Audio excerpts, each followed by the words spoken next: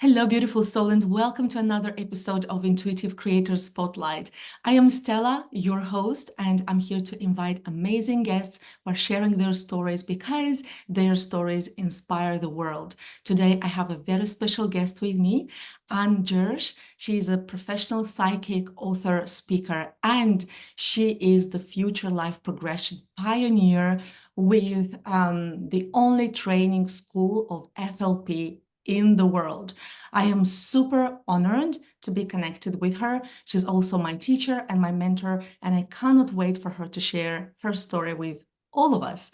Hi, Anne. Welcome to this interview. Oh, I'm really happy to be here. You look fabulous. You look really well. This is a great connection. It sure is. I'm super grateful to be here with you. I think every moment is super magical, and especially when you connect with people who mean so much to you, those magical moments amplify so much more. So I'm super grateful to be here with you. Anne, can you please tell us about a moment in your life when you first realized you have psychic abilities, and how did that realization impact your life? Well, it's interesting because it was more about not being psychic. So I spent summers with my grandmother, and she was a psychic. She used to read the tea leaves, and I'd stay with her and I'd see people come in. And I was nosy, you get the nosy kid. I was always listening. She'd read the tea leaves for people, and I knew she was really good at it. I knew she was intuitive. So I'd sit there and try and be intuitive as a kid. I used to try and be like me nan. And I never ever got it right, not once, ever, not even by guesswork. I never got it right, but I knew it worked. So once I got into my teens, I realized that I needed to find out how it worked. What is there a process? How does it work? So I went in search of being psychic. It sounds bad, doesn't it? I went in search, and back then the place you went to was India, because that was where the Beatles went. That was where all the mystical teachings were. So I went off to India in my teens to learn to be intuitive. Now, one of the important points is if you do something naturally, you don't know how you do it. If you're a brilliant artist, it's very difficult. You might say to people, put a bit of blue there, make a sweep there. But when you're naturally good at something, you just do it. It's actually quite hard to explain what you do. So the benefit, because I had to go and discover how intuition worked, it meant I could later teach, because I learned a process in order to open up my intuition. So that's how it all started. The first big intuitive thing was in India, and I started to know things, and I met a guru out there. It was the weirdest things. I'm a teenager and I'm doing this mystical journey and going to ashrams and trying to meditate. And I'm still rubbish at meditation. I mean, I'm just the one that fidgets and keeps opening my eye. I'm too fidgety I'm too hyperactive to be able to sort of relax and go into these spaces. And I like being hyperactive. I like that. I don't want to lose that. So I'd try all these things. And then one day I was actually in Calcutta and I'm walking along. I suppose it'd probably be the equivalent of Calcutta High Street. I can't remember the name of the road, but it was near the Howrah Bridge. And there's this guy, this beggar sitting on a mat. And I was just drawn to him. And I started talking to him. And he started teaching me things. It was the most bizarre things. And I'd take him tea, I'd take him food, and everybody would stop and talk to him. And he really made me think different. And somehow him telling me things opened me up in some way. So as we were traveling back, when we first went into India, we met this guy, and he was really annoying. There was a whole bunch of us traveling, but this guy, when you meet somebody, it just really irritates you. Not very spiritual thing to say, but he drove me mad, this guy. He never washed, he was just really annoying. And he'd always be hanging around you. I just found him. Anyway, he'd long gone. He had to go back to his country. I won't say where, because I'm going to be working there shortly, so I better not say. But he went, and months later, and he had to be back by a certain time for lots of different reasons, And months later, I was in a completely different country traveling. I went, he's here. And everyone said, no, he went back months ago. I went, no, he's here. I can feel his energy. I can feel his presence. and that they all thought I was mad. Anyway, the next day we bumped into him, but at the point, and at the logical mind said to me, well, maybe he was there in the crowd somewhere, and you caught a quick glimpse, but your conscious mind didn't realize. Your unconscious mind can sometimes see things and pick up on it. But he hadn't. He'd been in the desert the day before. He wasn't in the city where we were, and that was it. I felt him. I felt the irritation. I felt that annoying. Oh God, not him again. Feeling, and that was probably one of the earliest things that ever happened. And when I came back, my best friend had me a pack of tarot cards and said, I bought you them. Now, I tried to read cards before and I've got in a right old mess because I'm not very patient. And that one means that when it's next to that, and it's 20 different. And I've tried several times. She handed me these cards, we sat there, and I knew what they meant. I just picked them up and they talked to me. And I've done the same thing ever since, the same type of cards as well, all them years. Yeah, you were ready for that moment. And I Yeah. say, when the student is ready, the teacher comes, and for you, Yeah. tarot cards just came at the perfect moment. And this is a fascinating story because it's funny, and also it just shows how sometimes you develop all of these things within yourself by being surrounded by people around you, by the world, nature. And if you just decide to tune into everything and everyone around you, then there is so much knowledge, so much wisdom that you can just take, and you take whatever resonates with you, and then you move through life with it. And this is fascinating. And I know that you are, I mean, of course I know, because I've been working with you. I know that you are a pioneer in future life progression, and you've trained so many people in future life progression. Now, I remember a moment in one of your books when you were sharing how you came across future life progression. Would you like to share that moment with everyone who's listening to this video? Yeah, it was, I mean, I'd built a nice big client base with tarot. Because you keep working at something, you'll build a client base. I mean, that will happen over time. So I had a nice big client base. Lots of people come to me for readings. I love doing it. I was always really, really interested in past life regressions. So I went and trained in past life regression. Well, I didn't train in past life regression. I went and trained in hypnotherapy and wrote scripts because you couldn't find anybody to teach it all them years ago. I had the hardest job to even find a regressionist back then, because you didn't have the internet. You didn't, sounds like dinosaur times or Victorian times, but we didn't have the internet. We didn't have all the things. You didn't have spiritual books in your local bookstore. So it was really, really hard. But so I went and trained in clinical hypnotherapy. At the time, I thought, well, I suppose I ought to have some sort of a certificate. So I carried on readings, doing past life regressions, loved it. I did some clinical hypnotherapy. Did a certain amount, particularly with addictions, which has always been fascination, helping people with addictions. And then one day, some military guys popped in and said, we want past life regression. And one came in and had a session. His mate waited outside. Then the mate come in, and they both had the same lifetime. Now, they had no time to collaborate. They couldn't hear what the other one said, but they both saw themselves Vikings on a ship.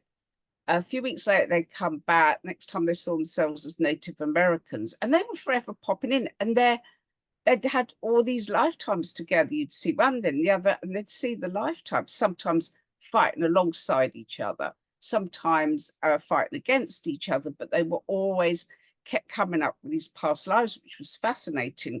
So in the end, they were popping in so much. I taught them how to regress each other. I taught them what to do. And they came to me and said, we've seen we've had a past life around you. I went, okay, great. One of them keeps calling me a spiritual mama. These great big guys calling me a spiritual mama.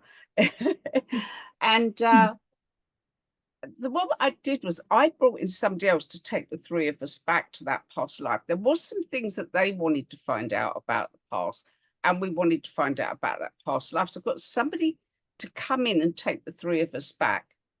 And what happened was, we thought at the time the session had gone horribly wrong, because we didn't go back and find out what they needed to know. We didn't see the past life. what we did, we actually jumped forward 3 weeks and saw the attack on Twin Towers. And it really was confusing because we had no frame of reference for this. Nothing like it had ever happened before. So one of the guys said, I'm seeing these two skyscrapers, there's smoke pouring out, there's people on the ground running, or I see a helicopter going around CNN, this is America. And the other one said, this is weird because I'm not gone back in time either, but I'm looking out over a bay. He said, and all I know is the skylines change. And then he said, how can a skyline change? I'm actually getting goosebumps telling it, even though I've told this before, it gives me goosebumps. And I just said, well, I don't know where I am. I'm just seeing Middle Eastern oil and pipelines. So we all gave up. We just went, oh, this is not working. Of course, 3 weeks later when it happened, they phoned me, the lads phoned me and just said, put on the news. I'm at the office, put on the news. I put on the news and they're going, this is it. This is what we saw. And it was just so shocking. It was upsetting because we didn't know enough to change it. We didn't have the awareness. Nobody, I don't think anyone would listen to us anyway. Yeah. So at first we were just shocked. And then after a little while, we started to experiment and we repeatedly come up with world events, things happening in the world. And that went on for a long time. We kept them. One of the big self-help gurus said, you should document this, write it down and date it. So I did, and he popped in to see me. And I said, well, this is the latest. Hand it to him. A week later, he called me and said, half the things on that list have happened already in the space of a week. And they're not things that would be, you would expect. They're really unusual. And so we carried on with that. Then I started to experiment with clients and take clients forward. And this was a big revelation for me because I'm taking clients forward 5 years. The bit that really got me was they'd see, you know, they're married to, where they're working, or various developments. They would phone me up within months and say, it's happened. So we were bringing the best of the future into our current consciousness. We were creating it. Because I'm not patient, that really appealed to me. That really, really appealed to me. I don't want to wait 5 years for this to happen or that to happen. So that was mind-blowing to me. And so I carried on and the whole world opened up. I started to say, well, is there a better alternative? Is there a better future? Is there more? Is there more you could be doing? The very act of seeing the future, you change your present. Because you're not going to go and waste a load of time on this. You're going to go straight for the amazing stuff, but you also bring it forward to the opportunities. So I started to keep looking at my better future, and my whole life changed within 3 months. Like, I'm talking dramatically. I went from my little office in Slough, and I had a great client base, but I went from Slough to global in 3 months. I went to major deals, being offered major deals, to traveling the world, to be, I mean, everything changed.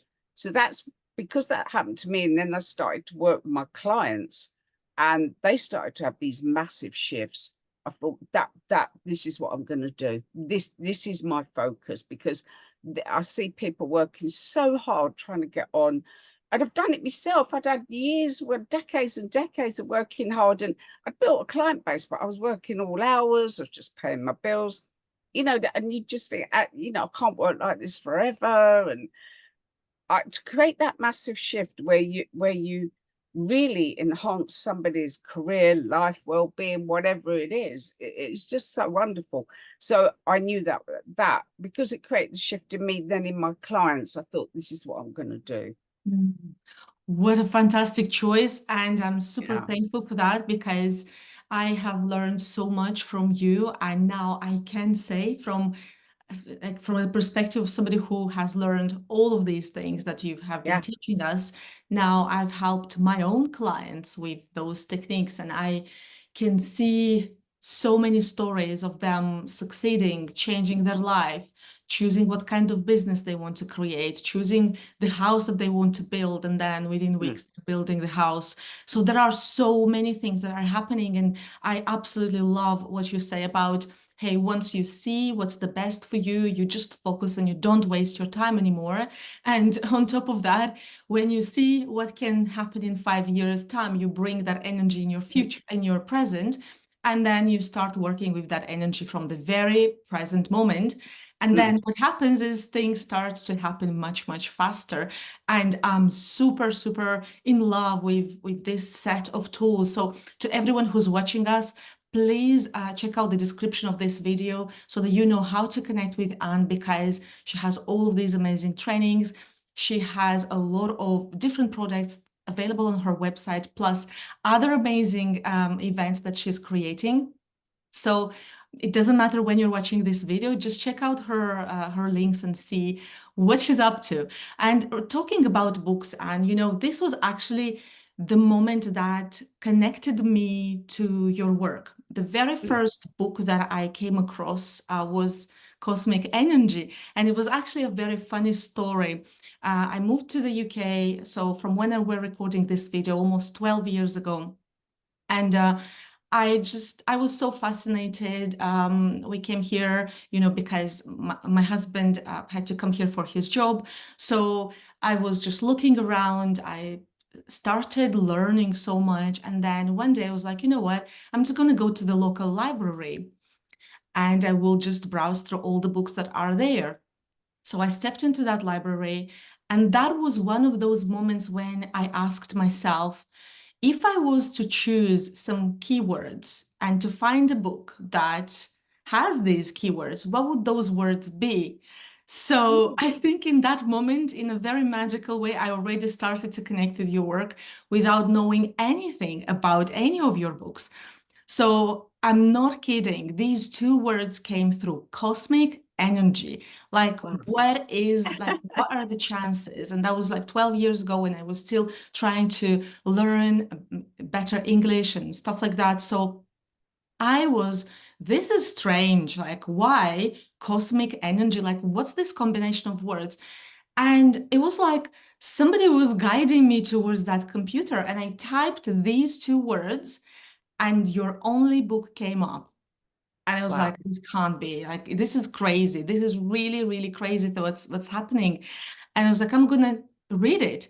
I took that book, took it home. I read it, I think within an hour, or I mean, very quickly, really fast went through it. And I was like, no, I want to read it again and again and again. And I bought it, and I bought all of your books. And then I was like, okay, this is really, really fascinating stuff, because I think it's amazing to look at how you could shift your reality, because it's always a co-creation with the universe, isn't it? It's not you have to do things. Of course, by destiny, there are some things that are just happen, but a lot of the things in our life, we can look at them and really shift and transform.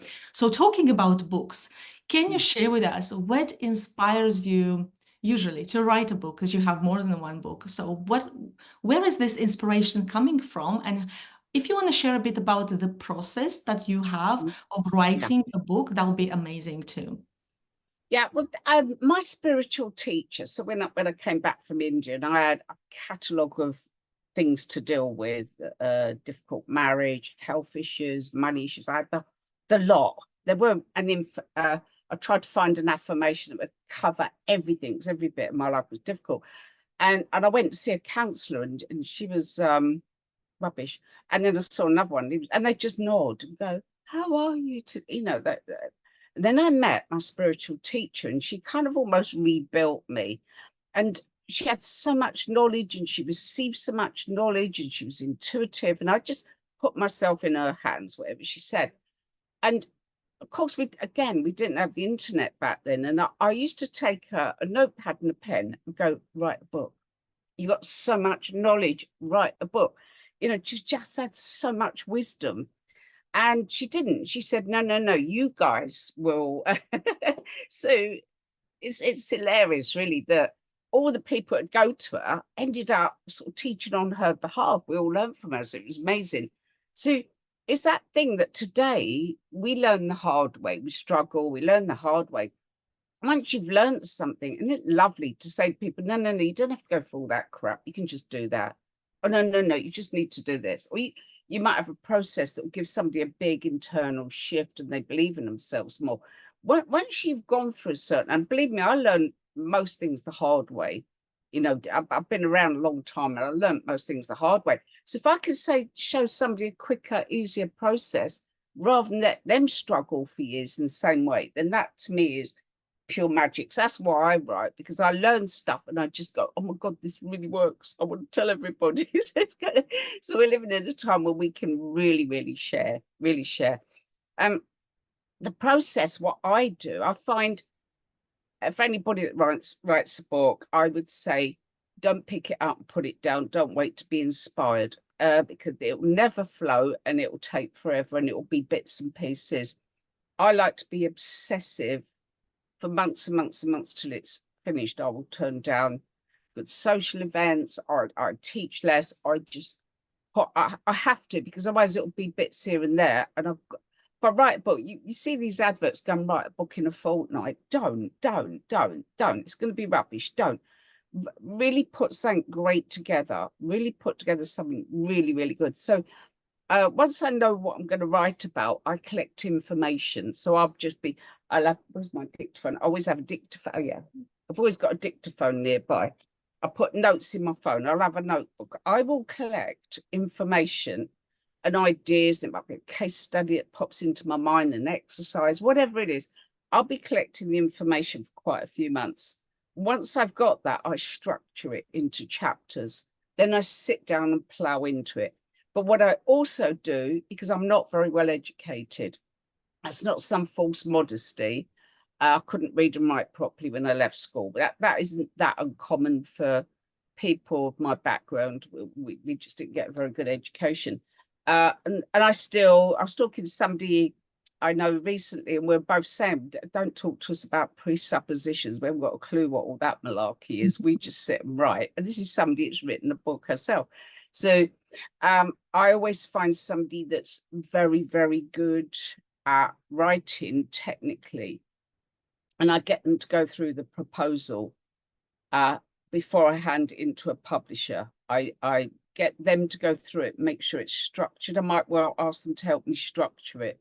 Before I hand in the manuscript, once I've got the deal, I get them to go through it, and they will spot the comma in the wrong place, or there's a stronger word. And you know, you write a book and it's 50,000 words. That's a lot to run smoothly. So somebody looking at it with a fresh eye will go, well, you rambled on there. I don't quite understand that. And I'm not precious. I listen to what they say. I know some people go, oh, no, they've criticized it. No, I will listen. And I usually find they're right. Don't always agree, but 9 times out of 10, they're right. And so that's my process. I want to hand in something that's really good, because you only get one shot with the publisher. I've really learned, you hand it in with mistakes or anything that's not right, they'll just hand it back. Although they say send it in as it is, don't. I've learned the hard way, don't. Make sure you hand it. So that's my process. I steam in and I become obsessive, and I think it's the only way to write a good book. This is really inspiring, and I'm sure that many of our beautiful viewers who are watching this video, if they're thinking or dreaming about writing a book, this is really valuable information. Do you have a favorite book among all of your books? I think for me, The Future Is Yours was the important one, because it launched Future Life Progression, which became my life work. So I think, although I loved Instant Intuition, the first one, I really loved that, because I'm not patient. It's packed with intuition techniques and people do love it. I think The Future Is Yours, that's the book, and it went out, it became #1 in quite a few countries, become an international bestseller. And it brought me so many amazing people. You know, we need our tribe. And most spiritual people I don't connect well with, believe it or not, because they're too woo-woo for me, and I'm not their cup of tea. I'm really not. I'm not into the magic rainbow unicorn stuff. I'm really not. I quite like the science, and I like the business side of things. So, but what it does is it's brought my tribe. So the people that come and train with me, they get me, I get them. We're on the same wavelength. It's like you got FLP as soon as you showed up. You just got it, and you're a natural working with it, you know, doing amazing sessions. You just got it.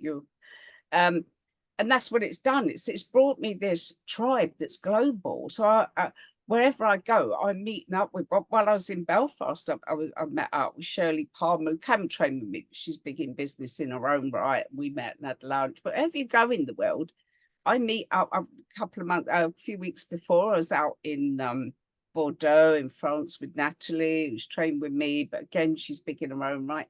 So wherever I go, I'm meeting up with. It's made me these incredible connections, and that's beautiful, isn't it? That it brings you that network. So yeah, The Future Is Yours, my first one.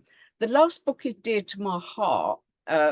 Future Vision, Your Working Life. And I felt compelled to write that because I know the world of work's going to keep changing, and we need a whole different strategy for dealing with it. And that was really important. It took a lot of work, that book, a huge amount of work, because the landscape of business is going to be constantly changing. It was before my eyes, but I really felt compelled because I see so many talented people struggling and not getting to where they want to be. And I just really wanted to show them how we can have different strategies it's different from 5-10 years ago. You just go into the future, take what's best, and then you bring it into the present in your Yeah. teachings and books. And this is such a gift to absolutely everyone who comes across your work. And I know that your books are international. Do you know how many countries your books are in at the moment? I think they're in 14 languages. Okay. I think they're in about 18 to 20 countries, but definitely I've got downstairs in the downstairs office all the different languages lined up. It's definitely 14 languages. The last language was Turkish. I had 2 books come out in Turkey, but about 18, 20 countries, I believe. This is fascinating, absolutely fascinating. And I know, Anne, that you've had many different clients in all these years, and some of them were celebrities and high-profile clients. How did you manage to adapt your work and your style of teaching or doing readings or guidance to all the different people that are coming from all these different backgrounds? Yeah, it's interesting. Most people are pretty similar, actually. I mean, they got something they want to find out about or resolve, or they want to progress. Most people, I find country to country, I need to adapt more because different countries process information in different ways. Like you go to some places and they just want the overview, others want every little detail. Some are more a lot of Europe, I find they really overthink everything and wind themselves up, and they just and they don't want to do that. They actually don't want to overthink and wind themselves up. They seem to worry and try to think too much, and they will come to me and say, "Can you ground me? Can you stop?" And of course, we've got techniques to stop them totally being in their head. Other countries only want you to tell them everything in 5 minutes, not do any work, and have magic happen. So adapting to which to me, I love it. I love going places and go, right, my job is to adapt to them, not them adapt to me. So that's yeah, that's fascinating, seeing how different people process. So yeah, there's not a lot of difference with celebrities. And I mean, I've been taken to a palace. So it's amazing. That all changed, as I say, in that 3 months. All of a sudden, I've got celebrities calling me up and going, "Guess who's on the phone?" Uh, massive things started to shift very, very quickly. But the celebrity clients, I mean, I still regularly see them go out for lunch or dinner or pop in for coffee, and they have the same worries. They have the same worries we do. They have the same pressures we do. One of the reasons they come to me is not because I'm so brilliant at what I do. It's more because, one, they know everything's safe with me. I've never had a leak. You'd be surprised at how many people leak information. And two, they say that I understand their industry. It's like you have to think quite differently. It's a business, even you're an actor, you're a singer, you're a politician, it's a business in a way. And they always say, you get it, you understand how we have to work or how we have to adapt, that we have to be more careful of who we let into our circle. They always say, I get it. So that's partly it. They trust me. They trust me with their secrets. What a gift for them is your work, and that's fascinating. And so, I have this question now, and just comes to me, and I really have to ask this question here. I know you work with future life progression, so you help people go into their future, come back. I know you travel a lot into the future, then come back and bring valuable information. Now, when you think about future life progression, what's your vision for future life progression? Like where do you see this going? How do you see this impacting the world in the next decades? Well, some of the experts, some of the business experts have said that we need to we need to process in a different way. So what we're doing right now is information overload. We're trying to learn everything, read everything, and there's reams and reams of information. The amount of emails we get, we never used to get that when we just had letters through the post and phone calls. So we're bombarded and our brain filters haven't caught up. And some of the experts and scientists have said our brain filters will adapt. We need to filter out the information. But one of the things I really, really feel, and this will be my work from now, is we need to be more visionary. So what I'm going to be doing is teaching people to be more visionary about their future, futures of their companies, the world, everything. We need to be the change we've had in the last 20 years, we're going to get that in the next 3. We're going to get more in the next 3. And people are not aware of how much change. We're so busy in our day-to-day life, we're not noticing how much change is going on. So we need to be not making our decisions from where we are now. We need to be making them from the future and working backwards. So I'm going to be teaching people to be more visionary. And I can see that companies are starting to ask me, big companies are starting to go, look, what do we need to do? One major company, they're one of the biggest coaching companies in the world, and they say, you got the missing piece of the jigsaw. We teach all this coaching stuff, but the bit you do is the missing piece of the jigsaw. Wow, what a great message to receive from somebody who works in such industry, and they've seen Yeah. so much as well. So that's really fascinating that they share this message with you. So Mm. as we're wrapping up this episode, what message would you like to share with everyone who's watching us? Maybe this is somebody who's watching just as soon, like soon after we recorded, or somebody who's watching in 10 Mm. years from now. What would you like to tell to that viewer? What I would say is there's so much more to you than you're allowing. I work with people and I see this all the time. I know that you're watching this, there's more to you. You're capable of more. You should be bigger. Just don't hold yourself back. Don't worry about what other people think. Don't be worried about anything. Don't worry about the bits you don't know. Just take what you've got and do something great with it. Don't get to 96 years old and wish you had. Just don't waste time. Just really believe in yourself and put some magic out there in the world, and it does start to come back to you. It really, really does come back. Thank you. I love this message. I so resonate with it, and I'm grateful you shared it with everyone who's watching us. And to you, beautiful soul, if you've watched this episode, please don't forget to like this video, subscribe to this channel, and let us know your thoughts. Also, don't forget to connect with Anne because her work is absolutely fascinating. Thank you for watching, and see you again next time. Goodbye.